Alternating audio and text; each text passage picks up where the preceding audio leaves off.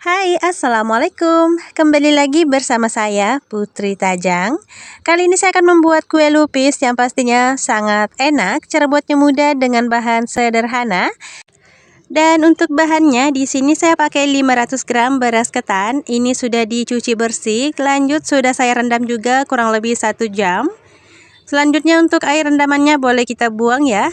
Nah, ini tinggal kita bungkus aja. Di sini saya sudah siapkan beberapa lembar daun. Untuk lebarnya saya pakai 7 cm dan untuk panjangnya ini kurang lebih 27 sampai 30 cm ya.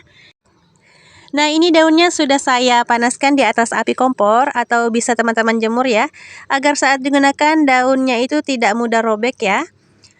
Nah, sekarang kita tinggal bungkus. Di sini akan kita bentuk seperti ini ya. Untuk caranya, teman-teman bisa perhatikan pada videonya.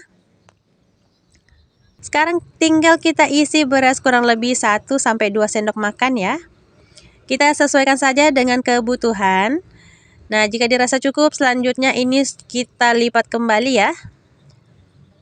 Dan pastikan ketiga sudutnya itu tertutup dengan rapat ya, terkunci dengan baik. Agar saat direbus, beras ketannya ini tidak keluar-keluar ya teman-teman. Nah, untuk ujungnya ini bisa kita rapikan seperti ini. Dan tinggal kita sematkan dengan tusuk lidi ya teman-teman. Ini tinggal kita tusuk aja seperti ini ya. Caranya sangat mudah. Dan untuk sisa daunnya ini akan saya rapikan. Saya akan gunting ya. Nah, untuk mempersingkat waktu, proses membungkusnya ini kita skip aja ya. Ini dia hasilnya. Nah, di sini saya dapat 34 pieces. Nah, untuk besarnya seperti ini ya. Selanjutnya ini mau kita rebus. Sekarang kita akan siapkan dulu air rebusannya ya. Di sini sudah saya siapkan 3 liter air. Lanjut saya tambahkan dengan 1 sendok makan pandan pasta. Dan agar warnanya lebih cantik, di sini akan saya tambahkan dengan 3 tetes pewarna hijau. Jangan lupa untuk menambahkannya dengan 1 sendok teh garam ya teman-teman, agar nanti hasilnya lebih gurih. Nah, di sini tinggal kita masukin lupis yang sudah kita bungkus sebelumnya ya. Dan langsung saja ya, ini akan kita rebus. Kita pakai metode 10-30-10. Pertama kita didihkan terlebih dahulu ya untuk air rebusannya. Setelah mendidih baru boleh kita hitung waktu perebusan selama 10 menit. Dan setelah mendidih seperti ini langsung saja ya akan kita matikan api kompornya. Ini akan kita diamkan kurang lebih 30 menit ya. Nah, ini setelah 10 menit perebusan, selanjutnya boleh kita matikan api kompornya dan jangan lupa untuk pancinya ini akan kita tutup rapat ya. Nah, setelah 30 menit ini hasilnya. Lanjut ini akan kita nyalakan kembali api kompornya. Setelah mendidih baru boleh kita hitung waktunya kurang lebih 10 menit lagi ya. Nah, ini setelah 10 menit langsung saja akan saya matikan kembali api kompornya.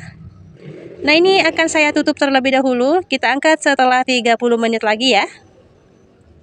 Ini posisi kompornya sudah dalam keadaan mati ya. Nah, jika sudah 30 menit berlalu ini sudah saya angkat. Nah, sambil menunggu lupisnya ini dingin, kita lanjut untuk membuat kuah gula merahnya ya. Di sini saya sudah siapkan 250 gram gula merah atau gula aren. Lanjut di sini saya tambahkan dengan 8 sendok makan gula pasir atau setara dengan 100 gram. Langsung saja ya kita masukin. Dan agar rasanya itu ada rasa gurih, di sini mau saya tambahkan dengan setengah sendok teh garam. Lanjut kita masukkan 250 ml air mineral. Nah, ini langsung saja ya akan kita masak. Nah, setelah mendidih seperti ini, selanjutnya boleh kita masukkan. Ini adalah larutan dari tepung tapioka, 2 sendok makan tepung tapioka saya campur dengan 3 sendok makan air ya. Nah, fungsi daripada tepung tadi untuk membuat kuahnya itu menjadi kental ya. Nah, ini tinggal kita masak sebentar lagi. Nah, saya rasa ini sudah cukup ya. Selanjutnya boleh kita matikan api kompornya.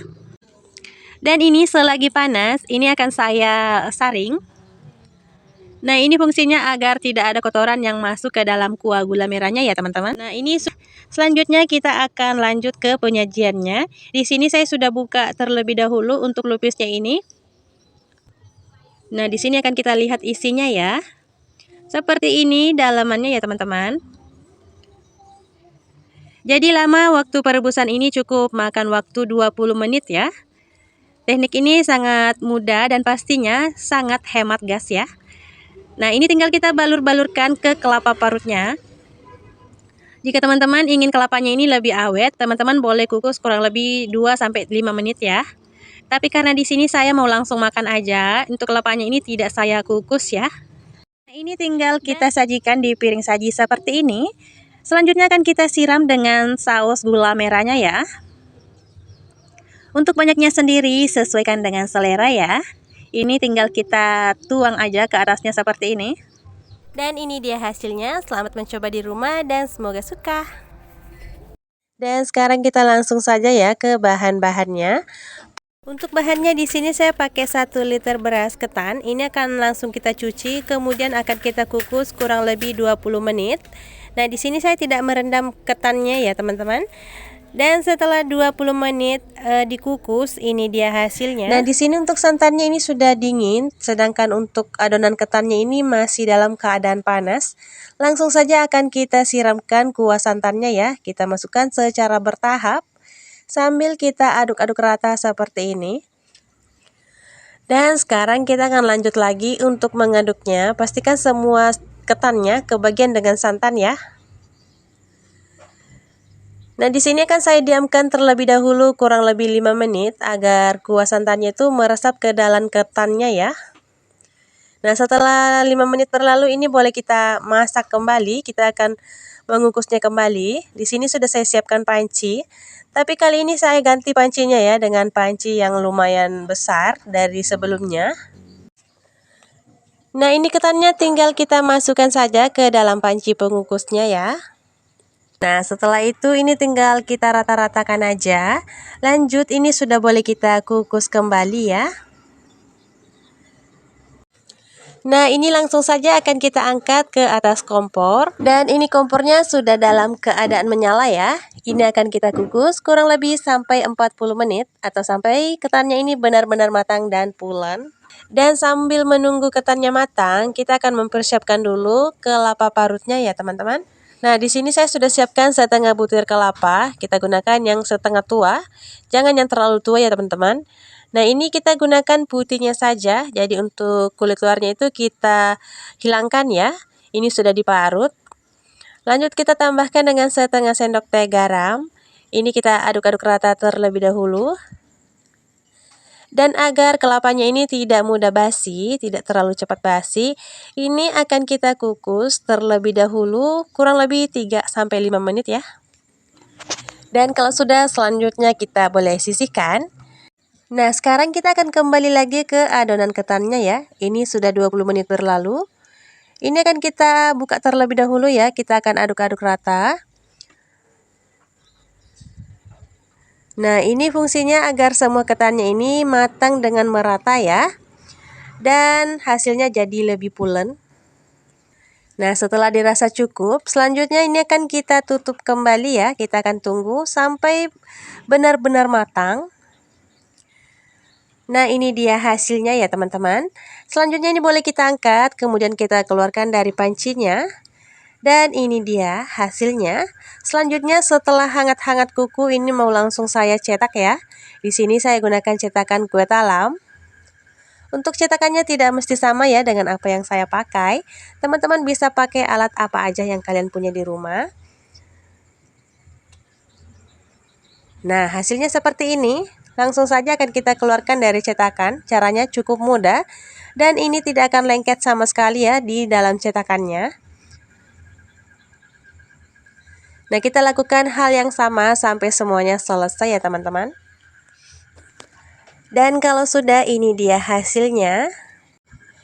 Dan untuk hasilnya di sini saya dapat 22 pieces ya teman-teman, ukurannya seperti ini.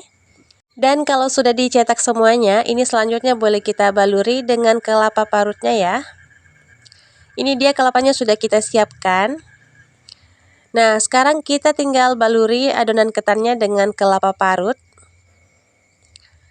Kurang lebih seperti ini ya hasilnya. Nah, ini kelapanya masih sisa ya.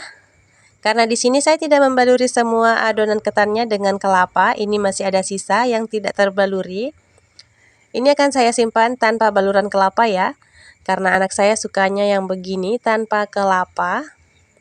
Ya sudah, ini kita simpan saja ya teman-teman. Simpan di dalam kulkas, bisa awet ya sampai besok. Nah, untuk yang sudah diberi taburan kelapa seperti ini selanjutnya sudah bisa kita sajikan. Nah, di sini untuk menikmatinya saya mau siramkan dengan saus gula merah. Ini yang saya buat kemarin ya, masih ada sisa. Jadi untuk bahan dan cara pembuatannya nanti akan saya tulis aja di kolom deskripsi. Dan kurang lebih begitulah cara pembuatannya ya. Ketan urap kelapa yang pastinya sangat enak.